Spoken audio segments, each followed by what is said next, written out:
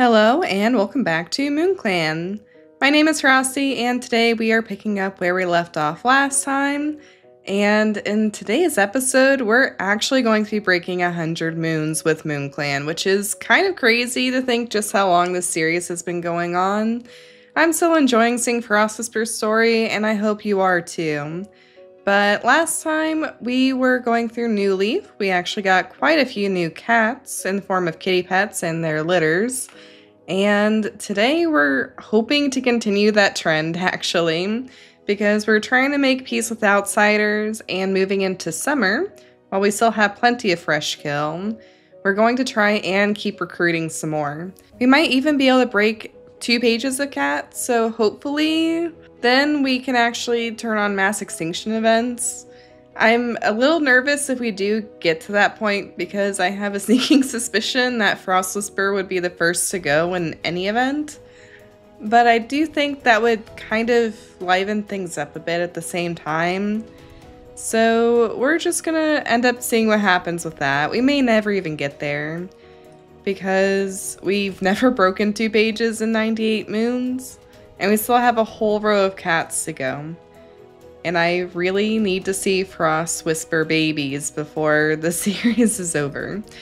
So, without any further ado, we're going to go ahead and dive right on in with a time skip as per usual. Still wish we had a different logo than this. Okay, it looks like not too much happened for moon time skips. So during a gathering, us and a warrior from Clay Clan got into a heated debate. Not necessarily good or bad there, just a debate. Sad Kid is causing trouble, and we're the first ones on the scene. With a fond sigh, we hurry them back to the nursery. Needledew gives Burrowpaw a friendly nudge when the leader calls young cat's name. They watch with pride as Burrowpaw sets forward to receive their new name, Burrowfoot, and are honored for their dignity. Weaselreed sits in the crowd, chest puffed out in pride as they watch Spruce Paw be named Spruce Leaf, fitting, and honored for their hard work. They consider themselves lucky to have been able to train such an amazing young cat, and look forward to seeing the warrior they become. Alright, so we had Burrowfoot and Spruce Leaf be made warriors. We're gonna have to check them out in just a second. I think Burrowfoot is a pretty good name too, really. I guess when it comes to a prefix like burrow, there's not a whole lot of suffixes I can think of that make a whole lot of sense, so that checks out. Maybe burrow shape, but that's probably about it.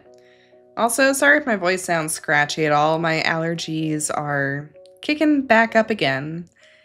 And there's only so much the medicine will do. Pigeon Flick grooms their pelt, happy to find tears and wounds in it gone. Snowleaf was moving some branches out of the way when they got a splinter. Yarosar has gotten heat exhaustion. Sembright finally feels back to normal after the strain of birthing a litter. Okay. I mean, all things considered, it's not too bad. Heat exhaustion isn't great, but, and this may sound callous, if anyone's gonna get sick, I actually kind of prefer it to be the leader because the leader has lives to back up. If anybody else ends up getting sick or hurt or worse, then they don't really have that luxury. The clan gathered a stockpile of food to save, the more the better, but one night the fresh kill pile was drastically reduced and paw prints were found on the ground. Okay. Frost Whisper saw Charge Rumble the other day and did get a chance to meow hello. Frost Whisper had a heated argument with Primshade and said some very hurtful things. Charge Rumble had a spat with Frost Whisper over a piece of prey on the fresh kill pile. Cole Slash learned a helpful skill from us. Shaded Antler appreciates how we always seem to ask how they're doing.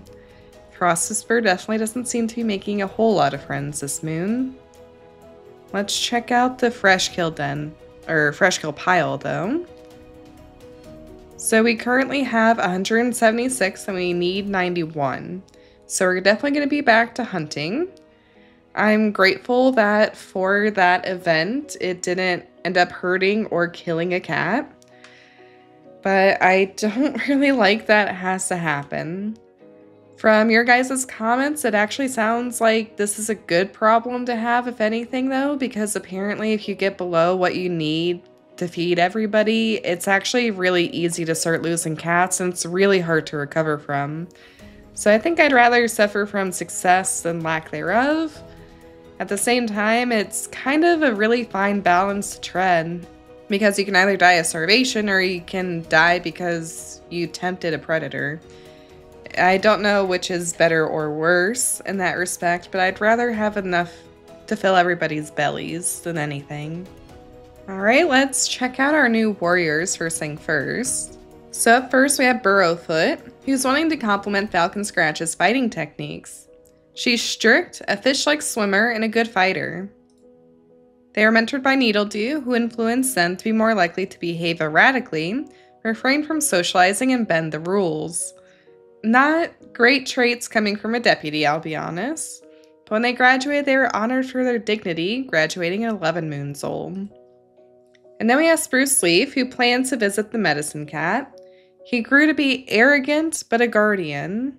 He was mentored by Weaselreed, who influenced him to be more likely to use words over teeth and claws, interact with others, follow rules, and have trouble adapting. Weaselreed helped them become better guarding camp, and when they graduated, they were honored for their hard work, graduating at 11 moons old. Alright, so they're both definitely a little bit harsher in terms of attitude. They might mellow out as they age up, but we're just going to have to see if any of these traits change next moon. Falling Paw and Flip Paw may be a little bit further behind though. Yarosar is sick, but wants to get to know Amber Stripe better. Needledew is wondering if kitty pet life is really so bad. Blueshade is basking in the sun. Hillpetal saw a kitty pet sitting calmly next to a dog. Stormsky almost got lost near some two-leg nests. And then here's Sembright feeling all better. They're wondering if StarClan has given Hillpetal any prophecies lately. Realistically, I don't know how much Sembright is really going to contribute to the clan in place of Warrior. I'd really like if we could get another mediator, but I can't make those choices for anybody. And as weird as it sounds, I kind of hope she retires sooner than later, just because I think it could be kind of nice to have elders back in the clan. We're trying to set a good example for younger cats right now. We are sick, but it's only with a running nose, so I think Frost Whisper is also sharing in my allergies right now. Lyrush is reevaluating her morals. It looks like she's definitely still on the edge of believing in StarClan a lot more than anything else. We notice Lyrush lingering at the edges of camp. She seems really upset. Let's ask her what's wrong. Sometimes it's better to leave somebody alone, but I'd like to at least show some concern. We approach to ask what's going on. Oh, it's nothing. Really. Sniff. I just accidentally told the whole clan how I scared off a rabbit and that I was too loud to go on hunting patrols. Don't they know how embarrassing that was for me? And that's all there is to that. I think it's kind of really awkward for Frost Whisper to be in that position because it's kind of a choice between a current maid and a long-term crush interest, but it is what it is there. And in flirting, Lyrush says we deserve compliments more than they do, which isn't true.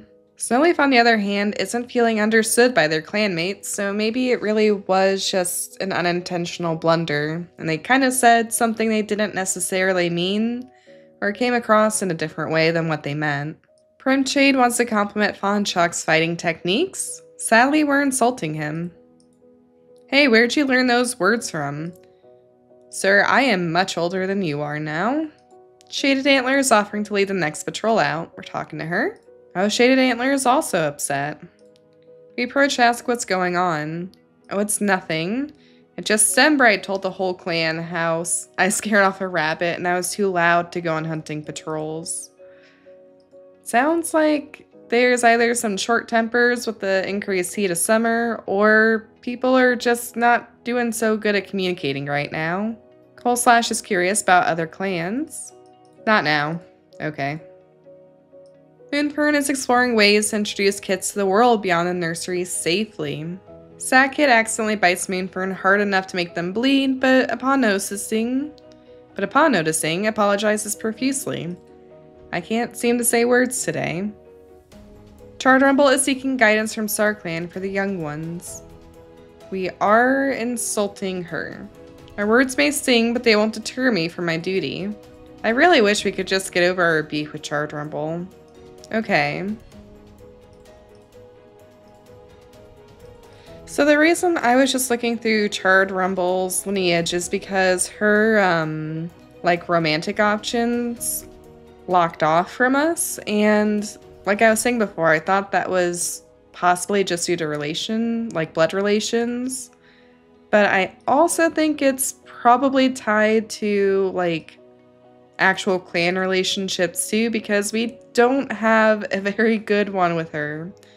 So it makes sense that we wouldn't court her if she doesn't like us, or vice versa. So I definitely think there's some more factors at play when it comes to the romantic option. Tiny Kit yowls that he'll shed Charred Rumble to pieces one day after losing in a play fight. Hang in there, Tiny Kit. Aw, Tiny Kit has tears in his eyes. Maybe he's just not a very good loser.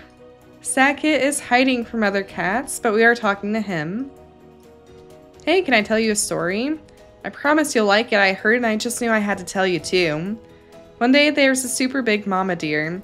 The mama deer protected her babies from wolves and bears and even snakes because she loved her babies. And then they all made it to a huge field of flowers and were super duper happy. Heh, do you like it? Cute. Tell me more stories. Alright, let's do the usual thing here. The deputy is forming a border patrol. Do we want to volunteer? We join the patrol and do an excellent job securing the clan's borders. Our vigilance is noted. Alright, I really don't need to be taking out any warriors that are able-bodied from the pool right now, since we really could actually afford to go back on hunting missions. But I'm still too curious about some of these interactions to care. Oh, look at this artwork. The flowers are so pretty.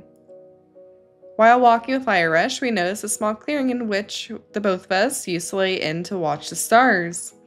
Blooming with wildflowers and the sun shining on the worn grass, we feel the urge to lay there and enjoy the sunset with Fire Rush once more. Fire Rush accepts, and before we know it, we're playfully chasing you through the wildflower fields.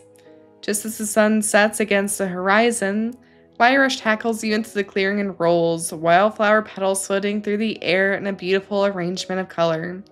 You and Lyra share a moment of laughter, enjoying ourselves before we have to travel back to the clan. The scene in general honestly just really reminds me of that "Can You Feel the Love Tonight" scene from Lion King. Maybe that's where they got their inspiration from, but that's just such a sweet moment to have. I'm actually kind of grateful that we went on the date rather than having Lyra on hand for anything else. Blue Shade gathers blackberry. Hill Petal wasn't successful, but Storm Sky is heading off to look for catmint, and actually does manage to gather some.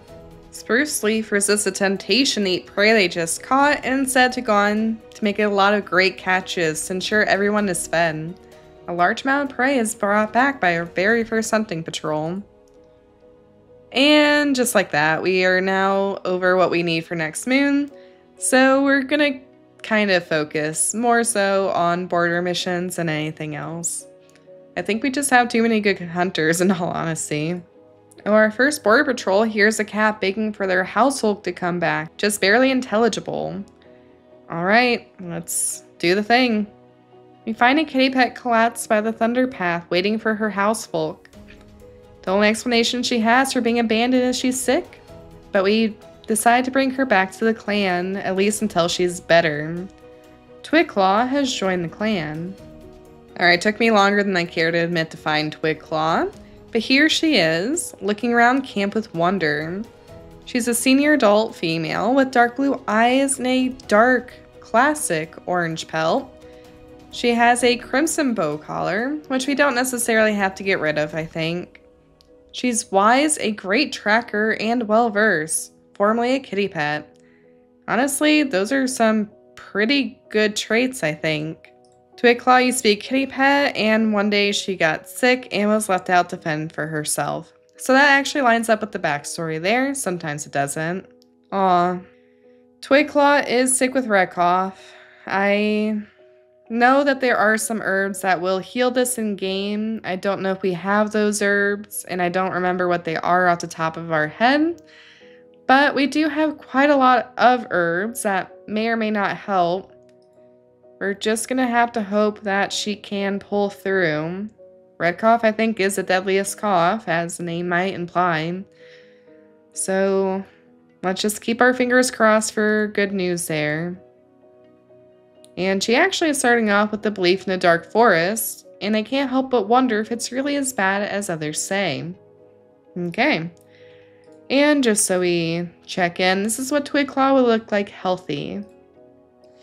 Our patrol meets Clay Clan, a clan we consider allies at the border. Weaselreed excitedly trots up to the other patrol, greeting them pleasantly. They seem to be on good terms with the other cats on this patrol and strike up conversation about specific happenings in their clan, asking if so-and-so had kits or if a certain apprentice has been made a warrior yet. Relationships have improved. Probably for the best that we weren't the ones to take the lead there, since we did get in an argument with them last time.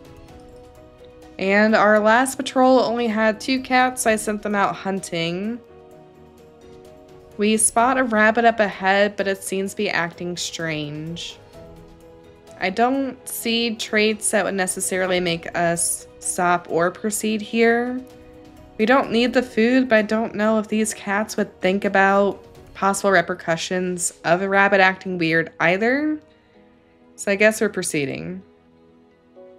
We catch the rabbit and it's eaten as normal. A large amount of prey is brought back.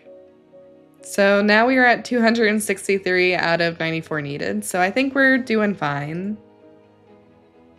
And with that, let's go ahead and jump into the next moon.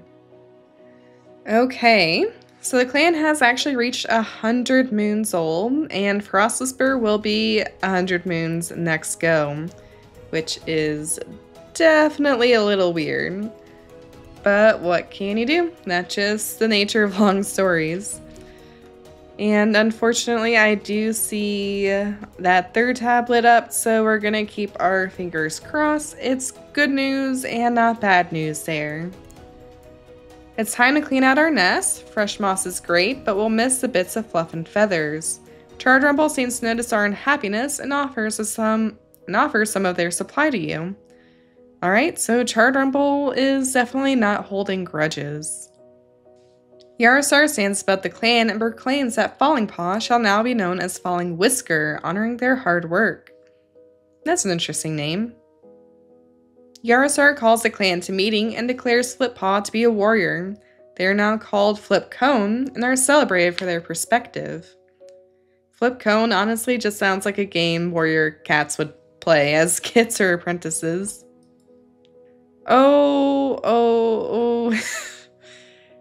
Okay, so sad news first. Twigclaw succumbed to red cough, which isn't unexpected, and they're mourned by the clan. On good news though, Lyrush has announced that they're expecting kits. They don't believe they can officially perform their duties while expecting and decide to move into the nursery. So we're finally getting frost babies, but I don't think we're gonna get to see them this episode. Oh, we're just gonna have to wait and see there.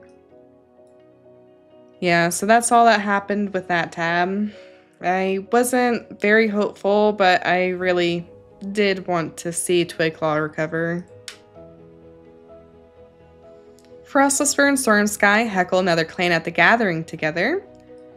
Frost Whisper, Lyrush, and Snowleaf took a sun bath and had a little small talk.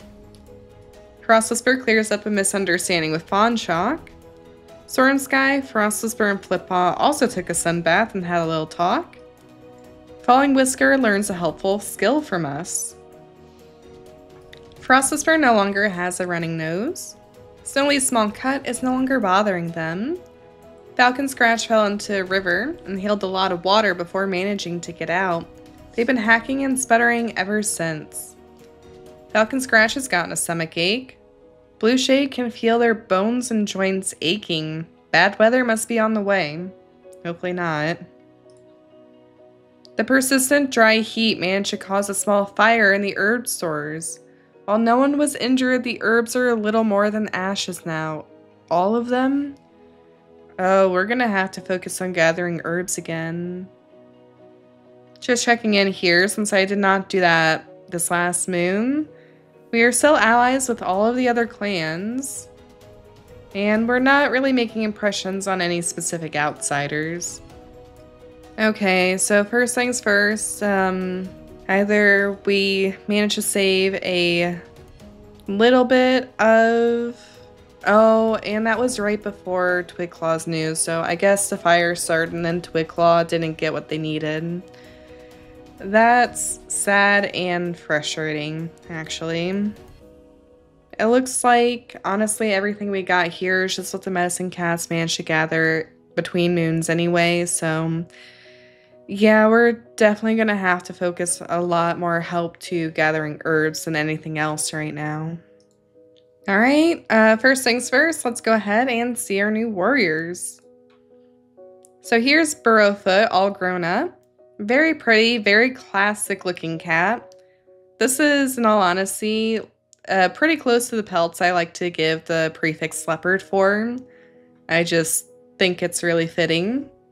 But nothing changed in terms of traits or nature, I guess. Here's Spruce Leaf. He is now Bold Guardian, which is probably a little bit better than, what was it, Arrogant? Then here's Falling Whisker, who's spending time watching fish in a nearby river. He's actually got a really interesting pattern on his pelt. It kind of reminds me of like cobwebs, just like got thrown on him or something. It's kind of a very Halloween-esque pelt for me for that reason. But he is witty, a master of aesthetics with helpful insight. He is mentored by Pigeon Flick, who influenced him to be more likely to try to avoid violence and make their own rules. Pigeon Flick helped them become better at keeping themselves tidy. When they graduated, they were honored for their hard work, graduating at 12 moons old. Flippaw has now grown to Flipcomb, who wants to critique Fawn Shock's fighting techniques. He grew to be calm and a philosopher. He's also got some very interesting white patterns, but nothing as unique or distinctive, I suppose, as Falling Whiskers. He was mentored by Twigroach, who influenced them to be more likely to refrain from socializing and break rules that don't suit them.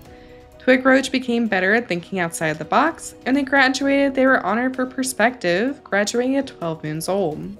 Alright, so Yarosar is still unwell. He wants to get to know Amber Stripe better. Needledew is spending a considerable amount of time grooming. Blueshade was startled awake in the wee hours by a vivid dream. Hillpetal is checking up on the warriors. Stormsky is hoping for a message from StarClan soon. Stormsky's got Rabbitail pinned into a headlock, gloating over them with a mischievous grin. Still the best in the family, heh.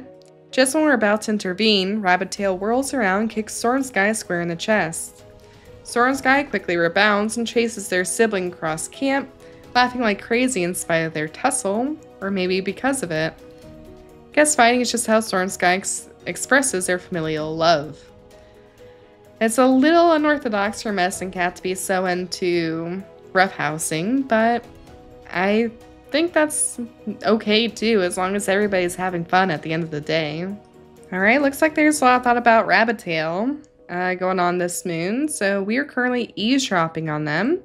That means that we are going to be talking to and patrolling with Rabbitail if we get the opportunity to.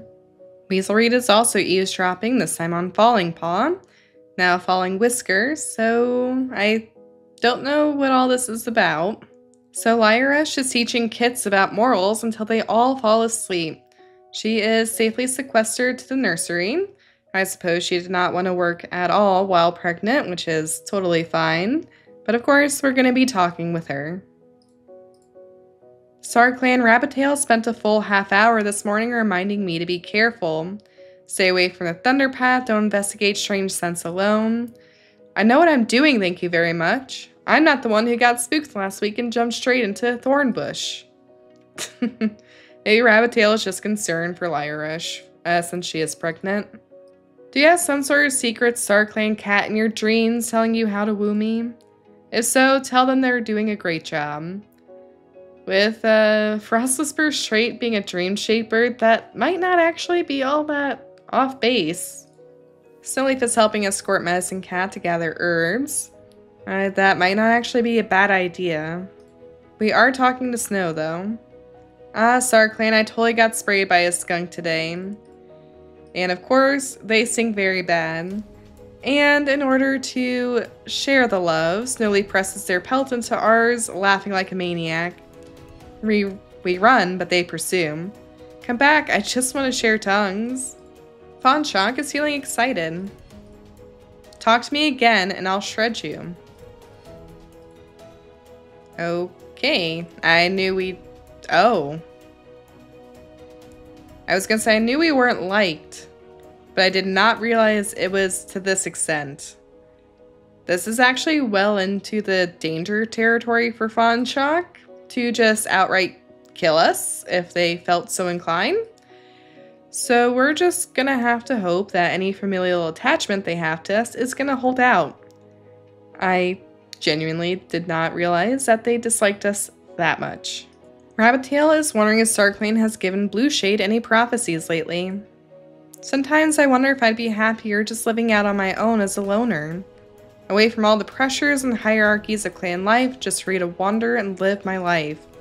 But then if I were a loner, I wouldn't have you, would I? No, that just wouldn't do. Aw. That's a little bit nicer than our last conversation. We're talking to you, Falling Whisker. Well, if it isn't chat slot, I gotta say, Frostwhisper, you are one talkative feline. It's okay, if I were you, I'd be fascinated by me too. The gleam in their eye tells you they're only half serious. So, okay. I suppose in the grand scheme of things, Frost is probably pretty chatty. Hey Frostwhisper, thank you for meeting me here. No, it's nothing bad, I just wanted to show you something, look over there. We turn to see the lake at sunset, flooding over the water, painting it in golden hues.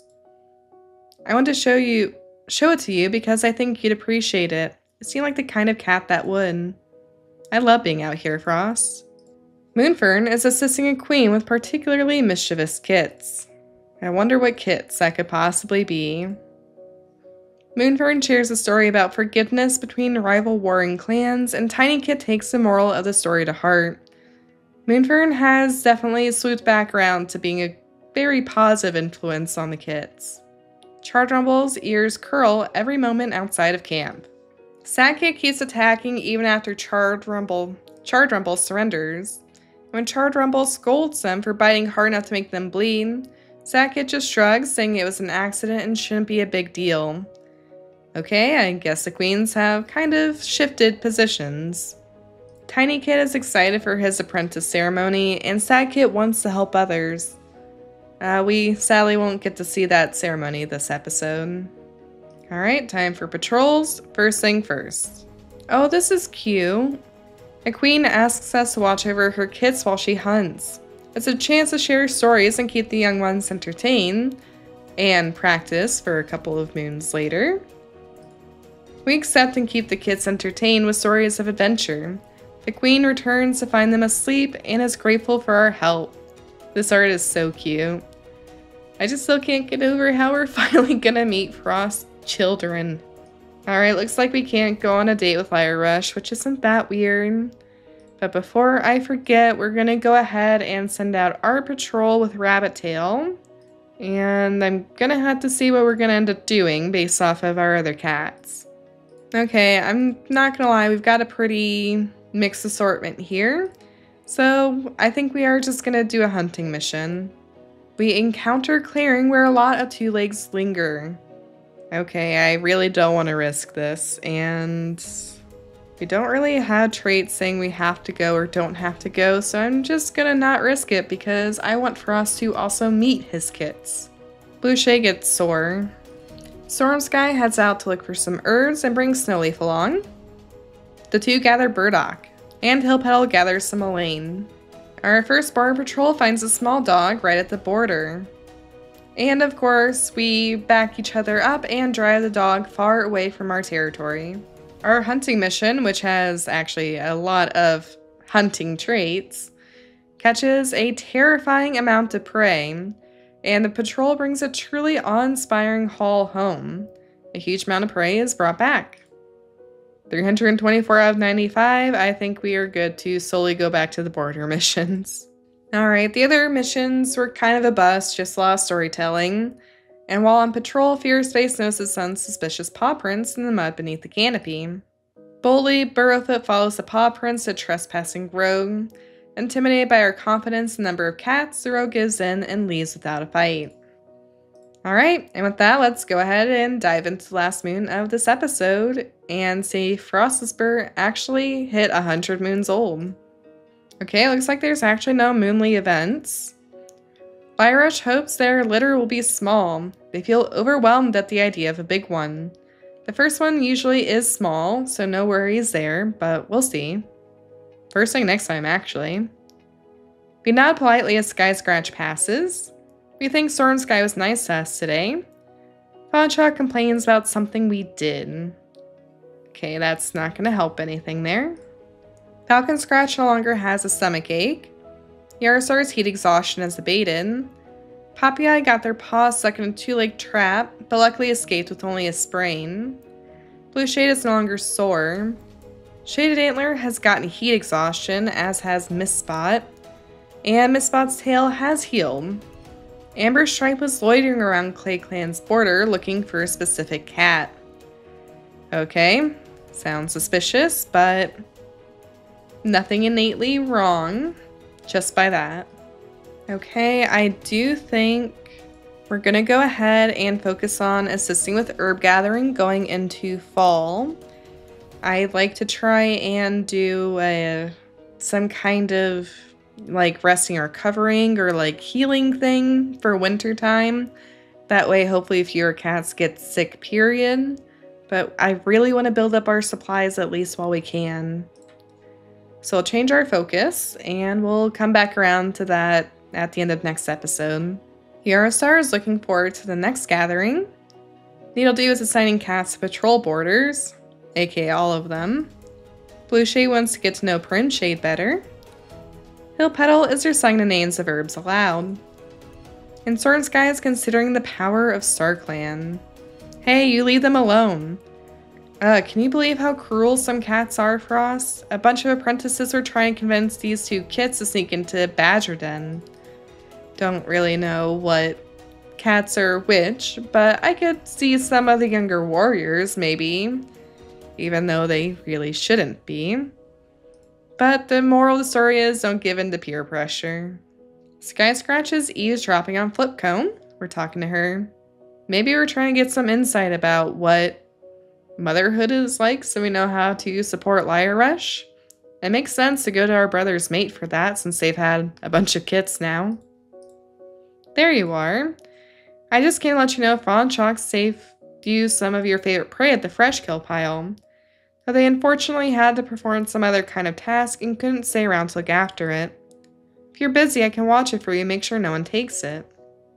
Is it poisoned? We're currently wondering if kitty pet life is really so bad. I mean, I was just curious about what her current faith was, sorry. I mean, maybe that's what we're trying to use as possible avoidance of the stress of having kids. I don't know.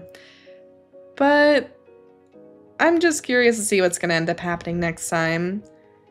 Also, it's very possible that I end up gifting the kits one or both of these wings depending on how things turn out too. Just gonna throw that out there. Lyre is pulling a prank on Charred Rumble. You know, her main support right now. Lyrush makes eye contact with us and immediately turns and leaves camp. Oh. Are you icing us out? Her bars are all the way full, so I don't know. Maybe she's also just nervous? Does every cat want a piece of me or what? Lyrush's chest puffs out, smug from all the attention. Thought that was also going to be a negative thing for a second. Okay. Not really sure what that's about. Maybe just jitters. Moonfern is currently reflecting on the joys and challenges of parenthood. Sackett shows an impressive strategic mind when facing Moonfern in a play fight, his skills nearly rivaling an apprentice's. I suppose that makes sense since he's almost there. Charred Rumble is cherishing small moments like the soft purring of contented kits. Tiny Kid accidentally bites Charred Rumble hard enough to make them bleed. Poor Charred Rumble has been getting beaten up all episode. But upon noticing, apologizes profusely. Sackett is nervous for his apprentice ceremony. Alright, and with that, let's dive into our patrol. During a hunting patrol, we spot a large plump squirrel. It's close to the BlizzClan border, and crossing it could lead to a skirmish. I think again we're gonna try and avoid this. I just don't think it's worth making enemies when we have such good relationships going on anyway. And generally speaking, again, I'd be more tempted if this actually did something for the prey pile at the end of the day. It never seems to though. Fluche gathers burdock. Hillpetal gathers daisy. And Stormsky gathers moss. Okay, so we come across the thunder path going through the forest, and we have a fierce cat, so we have to proceed. I'm really nervous because this has potential to be utterly devastating. Luckily, we don't get burned, and we bring back a huge amount of prey. Once again, that was our probably one and only hunting mission for this moon. Oh, our next mission actually here's another cat begging for their housefolk. Medusa has joined the clan. Let's check her out. Or them out, I suppose. So here's Medusa. A senior adult female with pale blue eyes and a speckled brown pelt. She has a black nylon collar. She's stoic, a great tracker, and a good sport. And her backstory aligns with what we'd expect. Here's what Medusa looks like healthy. And she's coming in pretty tempted by the dark forest. She is sick with green cough, which I'm nervous for because that one is infectious. And does have potential to be deadly. I know we gathered catmint this episode, but I think that was in the stock that burned, so sadly, we don't have anything to treat that either. I'm gonna just give her a suffix, so now she'll be known as Medusa Pelt. Alright, so we've so far had a lot of interactions with other clans, improving our relationships with them more than anything, actually. So that's not been too bad. Now we're gonna dive into our last border mission with Frost and Fawn together. The patrol tracks the scent of a large dog along the edge of our territory. I don't know if this is gonna be a good take, and honestly that picture makes it feel even more scary to me, I'll be honest. But I don't know if we can ignore a threat either. The patrol shadows a dog, sending a message back to warn camp. It's an exhausting and stressful day, but by the time night falls, we confirm the dog is leaving the area, and we've assured MoonClan's safety. Alright, and that's where we'll go ahead and leave it off for today. So, Frost is going to have Kiss with Fire Rush, very first time skip next moon, and we have recruited a few different cats to the clan, hopefully with better success than others, with Medusa here. And next episode, starting off, we're also going to see Tiny Kit and Sad Kit be made into apprentices. So I'm probably not going to change Frost Kit's names unless it's something that just doesn't make any sense at all. Like if we had a Black Kit that was named White Kit, for example, I'd probably change that. But at the same time, I kind of like trying to keep a winter theme with them, so I'm gonna play around with that idea a little bit, and we'll ultimately make that decision when we meet the kits. So if you end up having any name suggestions too, feel free to let me know, and you may see that incorporated. I'm gonna be bulking up on some episodes, so some changes might not be right away. Just fair warning there. But I do hope you all enjoyed and are excited for next time. So thank you all so much for watching. Feel free to check out links to social media in the description below if you feel so inclined. Thank you to Parental Unit for supporting the channel, as that support is greatly appreciated. Until next time, everybody, stay safe, stay happy. I'll see you all then, and bye!